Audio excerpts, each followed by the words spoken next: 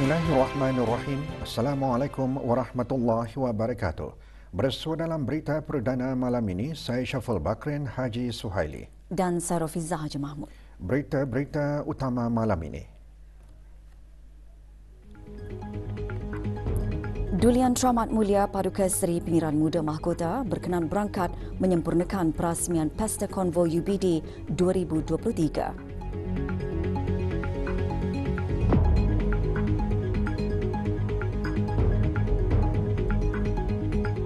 Bahan api galian penyumbang utama bagi komoditi ekspor dan import.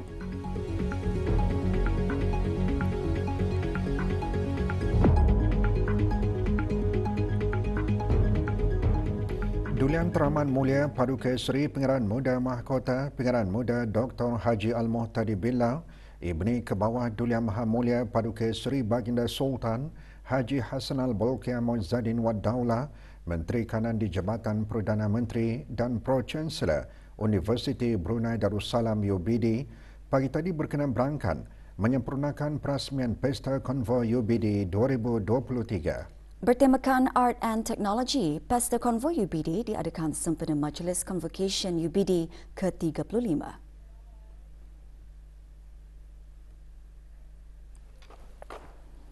Keberangkatan Duli Yang Teramat Mulia dijunjung oleh Yang Berhormat Datin Seri Setia Dr. Dayang Hajah Rumaizah binti Haji Muhammad Saleh, Menteri Pendidikan, dan Dr. Hazri bin Haji Kifli, Naib Chancellor UBD. Bacaan surah Al-Fatihah dan doa selamat dipimpin oleh Yang Berhormat Pihin Orang Kaya Paduka Seri Utama Datuk Paduka Seri Setia Haji Awang Salim bin Haji Besar. Duli Yang Teramat Mulia berkenan merasmikan Pesta Konvoi UBD 2023. Bismillahirrahmanirrahim. Sukacita saya merasmikan pembukaan Pesta Konvoi Universiti Brunei Darussalam. Waalaikumsalam. Kau rupanya Nina. Majlis diserikan dengan persembahan pentas, sajak dan nyanyian. Mendaulatkan raja.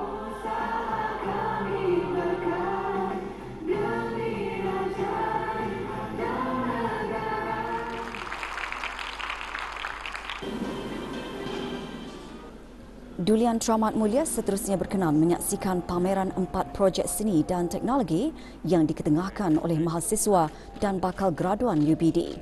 Dianjurkan oleh bahagian hal ehwal pelajar dan Persatuan Pelajar-Pelajar UBD, pameran antara lain mengetengahkan idea-idea konstruktif belia. So that it is easier for people, the dancers are brochures. This is one of the dances.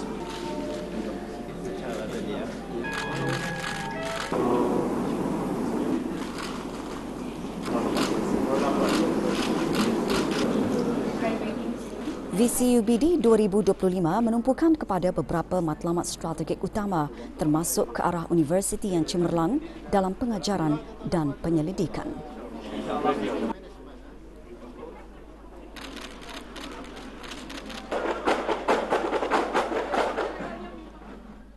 Hari Belia Antarabangsa disambut setiap tahun pada 12 Ogos adalah hari kesedaran bertujuan untuk menarik perhatian kepada isu-isu budaya dan undang-undang berkaitan sekitar belia. Ditetapkan oleh Pertubuhan Bangsa-Bangsa Bersatu, Hari Belia Antarabangsa diperingati untuk menjadikan isu belia menjadi perhatian masyarakat antarabangsa dan meraihkan potensi belia sebagai rakan kongsi dalam masyarakat global masa kini. Sempena sambutan Hari Belia Antarabangsa ini, beberapa golongan belia mengongsikan usaha-usaha untuk mencurahkan bakti ke arah pembangunan ekonomi negara. Muhammad Daud Haji Tuah ada laporannya. Salah seorang belia berjaya yang berhormat Dayang Chong Chin Yi, Ahli Majlis Mesyuarat Negara, memperkenalkan laman sesawang yang memudahkan orang ramai untuk menderma set kelengkapan jenazah ke masjid-masjid di negara Brunei Darussalam secara dalam talian. Untuk memberi bimbingan kepada perusahaan mikro kecil dan sederhana iaitu mikro SME memberi panduan tentang bagaimana mencapai keterusan dalam maklumat perniagaan mereka dan cara untuk mengenal pasti kesesuaian pasaran produk. Saya mempunyai peluang untuk terlibat secara langsung dalam membentukkan landscape perniagaan Brunei. Di samping meraihkan penglibatan belia dalam keusahawanan, saiz populasi yang terhad bermakna pengusaha belia memerlukan pasaran yang lebih besar untuk menyokong komuniti keusahawanan yang semakin berkembang. Membina semangat keusahawanan di kalangan belia, kita akan memerlukan usaha bersama dari kerajaan, sektor swasta dan institusi pendidikan. Dengan menyediakan sokongan dan sumber yang diperlukan, kita memanfaatkan potensi mereka dan menyumbang kepada wawasan negara 2035. Manakala Dayang Adriana Farhana binti Wardi yang mula berkecimpung dalam bidang keusahawanan sejak umur 8 tahun menggabungkan minatnya dalam rekaan fashion dan perniagaan untuk menghasilkan tudung jenama sendiri. Para SME dan MSME di negara Darussalam bolehlah menyumbang serba sedikit kepada dalam membangunkan ekonomi negara dan juga melahirkan kepelbagaian ekonomi kerana para SME dan MSME di negara Darussalam juga menjual berlainan-lainan produk. So, dengan itu mereka akan dapat menyumbangkan serba sedikit dalam membina ekonomi yang berdaya tahan. Menurutnya, perusahaan-perusahaan tempatan hendaklah diberikan peluang dan melibatkan diri mengikuti program atau forum perniagaan. Di sana mereka boleh membina network, iaitu berjumpa dengan usahawan-usahawan lokal yang lain dan juga berkongsi ilmu pengetahuan dengan satu dengan yang lain. Dari sana, para peniaga dan usahawan di negara ini akan dapat berganding bahu demi menjayakan wawasan negara 2035. Dalam mencapai kemajuan dan transformasi sesebuah negara, usaha tersebut perlu diteruskan oleh golongan belia. Masa depan negara terletak pada keupayaan dan peranan golongan belia dalam memastikan pembangunan negara sentiasa terjamin dan berdaya tahan.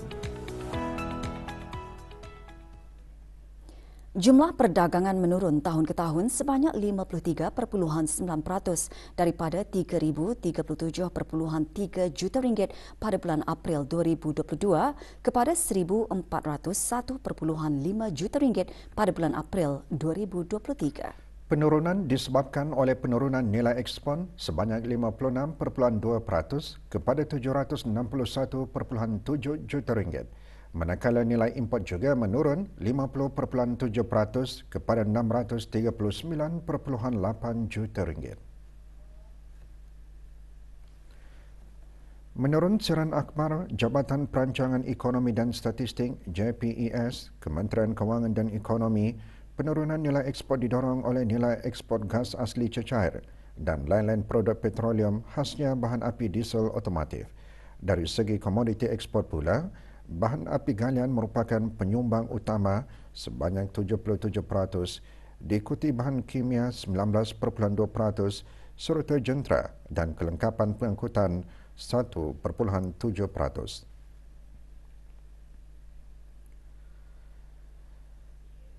5 komoditi import utama bulan April 2023 adalah bahan api galian, jentera dan kelengkapan pengangkutan makanan, bahan kimia dan barang-barang keluaran kilang. Manakala pasaran ekspor utama adalah Jepun, diikuti Singapura dan Australia, dengan komoditi ekspor terbesar adalah minyak mentah, gas asli cecair dan produk industri hiliran minyak dan gas.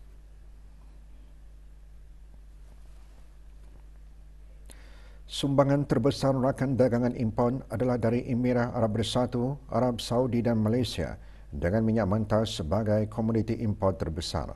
Laporan Perangkaan Perdagangan Barangan Antarabangsa bagi bulan April 2023 boleh didapati melalui laman sesawang JPES.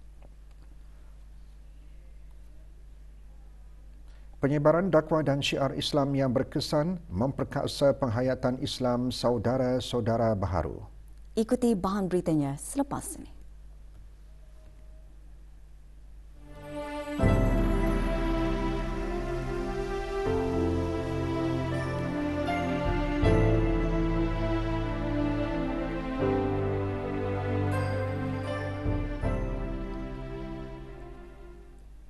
Pusat Dakwah Islamiah terus berusaha memastikan penyebaran dakwah dan syiar Islam yang berkesan untuk memperkasa budaya dan amalan penghayatan beragama sebagai cara hidup yang lengkap dalam kalangan saudara-saudara baharu. Sejak Januari hingga Julai tahun ini, lebih 200 orang telah memeluk agama Islam di seluruh negara.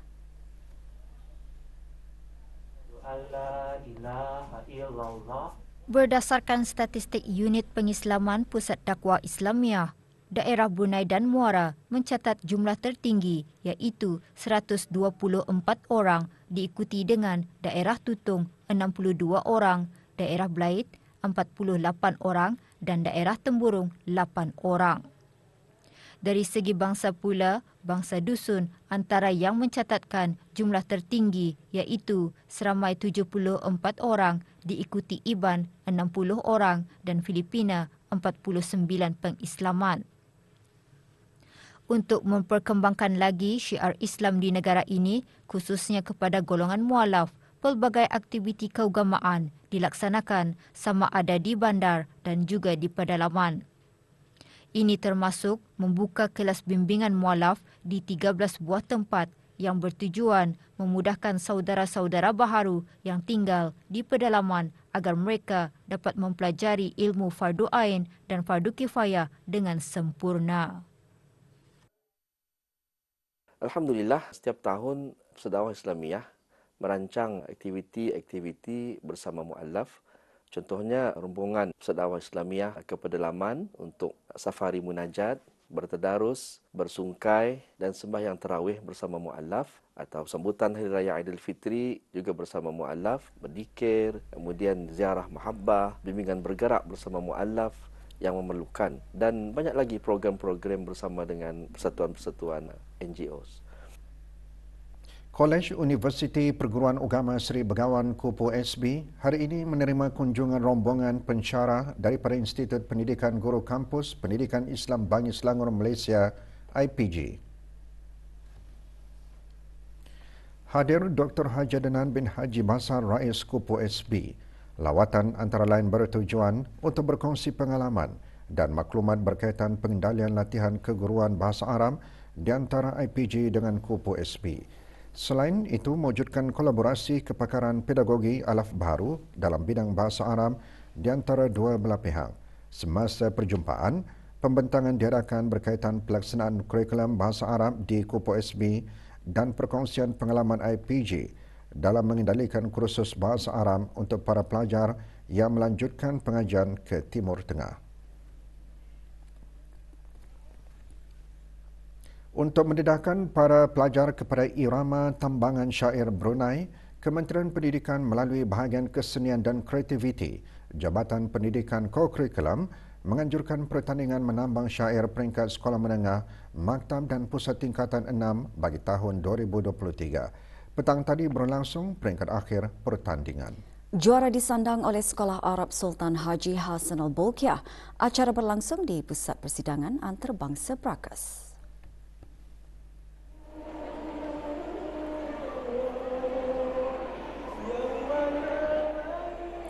Penyampaian hadiah disempurnakan oleh Awang Suib bin Haji Abdul Wahab, Pemangku Pengarah Dewan Bahasa dan Pustaka, Kementerian Kebudayaan Belia dan Sukan. Tempat kedua dimenangi oleh Sekolah Ugama Arab Perempuan Raja Isteri Pengiran Anak Hajah Saleha, sementara Sekolah Menengah Pengiran Anak Puteri Hajah Masnah di tempat ketiga.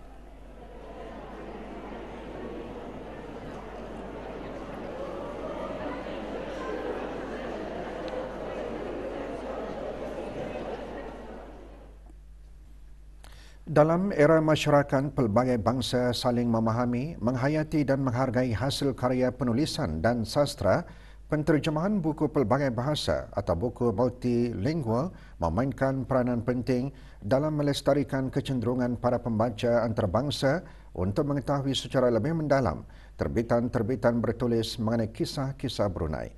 Hajah Asmayatim Haji Matusin seterusnya melaporkan. Sada mok bawang bagun abai, jalama ino ngibit ketupat, lepte in jungke menak manis. Dia muter bon manis. Penerbitan penterjemahan buku pelbagai bahasa bermula dari kerjasama penterjemahan dan penerbitan buku yang dimeterai antara Dewan Bahasa dan Pustaka dan Pusat Bahasa Universiti Brunei Darussalam. Penerbitan buku diterjemahkan ke dalam 7 bahasa dan kemudian diterbitkan secara serentak. Antara buku tersebut, buku Nakhoda Manis, Kisah Pulau Labi-Labi dan Asal-Usul Sungai Siamas. Penerbitan penterjemahan bukan sahaja memudahkan pembaca antarabangsa, malah juga memberikan sumber bahan pelajaran dan rujukan kepada pelajar dan pengkaji sastra dan budaya Melayu. Membantu para pelajar dan juga pengkaji cerita rakyat untuk mempelajari, kemudian mengkaji dan memahami lebih dalam mengenai dengan bahasa, sastra dan budaya Melayu di negara Brunei Darussalam untuk memasyarakatkan bahasa, sastra dan juga budaya Melayu ke peringkat serantau dan juga antarabangsa. Sebenarnya melalui penerbitan buku multilingual ini, Dewan Bahasa boleh memasarkan karya dan menaik taraf karya penulis tanah air ke peringkat antarabangsa dan juga mempromosikan cerita-cerita rakyat di negara ini ke peringkat antarabangsa. Buku-buku tersebut boleh didapati di kedai buku Dewan Bahasa dan Pustaka. Sementara itu, bagi pasaran luar, buku tersebut mendapat sambutan yang menggalakkan. Laporan Hajah Asmayatim Haji Mutusin untuk Berita RTB. Seorang warga negara asing dijatuhi hukuman penjara dan sebatan atas kesalahan bab 15/1 Akta Imigresen Penggal 17. Alvin Jules Abaya, warga Filipina, didapati bersalah tinggal di negara ini setelah PAS Imigresen mansuh selama 1,259 hari. Dia dijatuhi hukuman 4 bulan penjara dan 3 kali sebatan. Hukuman dijalankan berkuat kuasa pada 8 Ogos 2023. Dua lelaki tempatan dan seorang perempuan warga negara asing berumur dalam lingkungan 23 hingga 35 tahun ditahan oleh bahagian penguatkuasa Undang-Undang Jabatan Kastam dan Ekses Diraja JKED. Semasa gerakan operasi di kawasan Serasa Muara pada 10 Ogos itu, JKED mendapati barang tegahan kastam. Barang-barang ditahan termasuk 200 karton dan 30 batang rokok pelbagai jenis, 24 botol minuman keras dan 3 buah kereta dipercayai digunakan untuk aktiviti penyeludupan. Kesemua barang tegahan dirampas dan individu terlibat dibawa ke pejabat penguatkuasaan undang-undang untuk siasatan lanjut.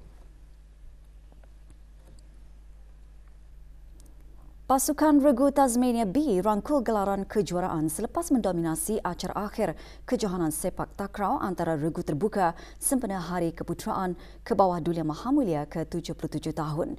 Kejohanan diadakan di Kompleks Sukan Sungai Kebun. Tasmania B mengalahkan Sungkurung B selepas mendominasi set pertama 21-19 sebelum menang di set kedua 21-17.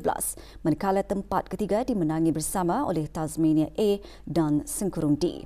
Kejohanan Anjuran Persatuan Sepak Takraw Brunei Darussalam Pesta Baru dengan kerjasama Jabatan Daerah Brunei Muara, Kementerian Hal Ehwal Dalam Negeri itu disertai oleh 13 pasukan.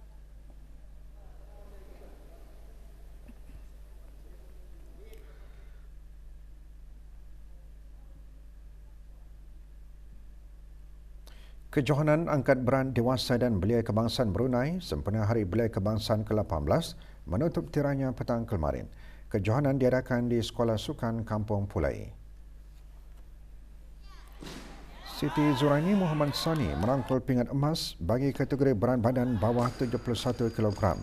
Kategori berat 71 kg ke atas didominasi oleh Hadira Latif. Abdul Wafi Haji Ismail merangkul pingat emas dalam kategori berat badan bawah 61 kg. Muhammad Nasrul Haji Abu Bakar mendominasi kategori berat badan bawah 67 kg. Bagi kategori berat badan bawah 73 kg dimenangi oleh Ridwan Haji Muhammad. Muhammad Haji Kamin memenangi pingat emas dalam kategori berat badan bawah 81 kg. Sementara kategori berat badan bawah 89 kg dimenangi oleh Muhammad Abdullah Fauzan Yahya. Dan dalam kategori berat badan 89 kg ke atas dimenangi oleh Haji Muhammad Amir Hafizuddin Haji Wahadi.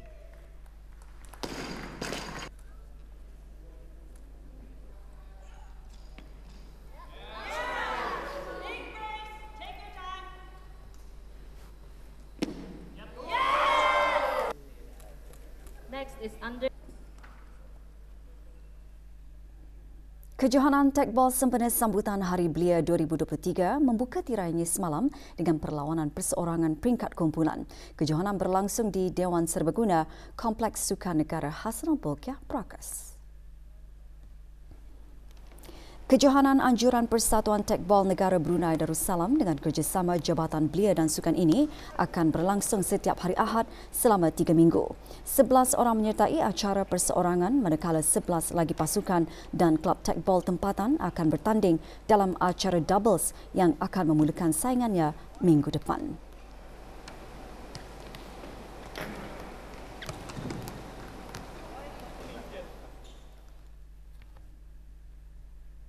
Kempen Liga Super Brunei 2023. Wijaya FC tewas kepada Rimba Star 3-2. Backers menang ke atas Rimba Star 4-3 dan KBFC menang ke atas Jerudong FC 1-0. Di Kompleks Sukan Brakas, Wijaya berjersey biru mendahului 2-0 ke atas Rimba Star. Rimba Star kemudian menyamakan kedudukan 2-2. Jaringan pada minit ke-89 menerusi Muhammad Aiman Mukmin Haji Baharudin menjadikan Rimba Star 3, Wijaya 2.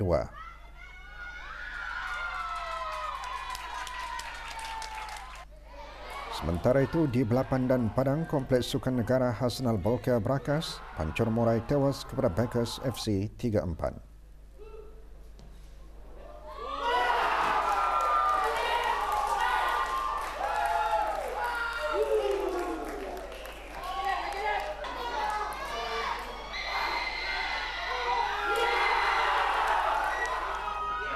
Di Kompleks Sukan Arena pula, KBFC menang tipis ke atas Jerudong FC 1-0.